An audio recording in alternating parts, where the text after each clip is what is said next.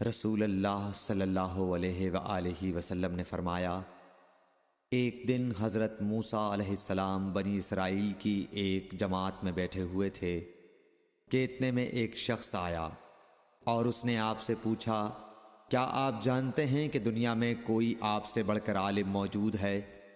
حضرت موسیٰ علیہ السلام نے فرمایا، نہیں۔ اس پر اللہ تعالیٰ نے حضرت موسیٰ علیہ السلام کے پاس وحی بھیجی کہ ہاں، ہمارا بندہ خضر ہے جس کا علم تم سے زیادہ ہے۔ حضرت موسیٰ علیہ السلام نے اللہ سے دریافت کیا کہ خضر علیہ السلام سے ملنے کی کیا صورت ہے؟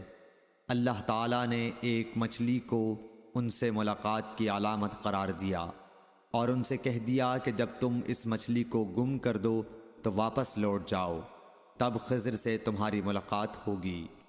تب موسیٰ علیہ السلام چلے اور دریا میں مچھلی کی علامت تلاش کرتے رہے۔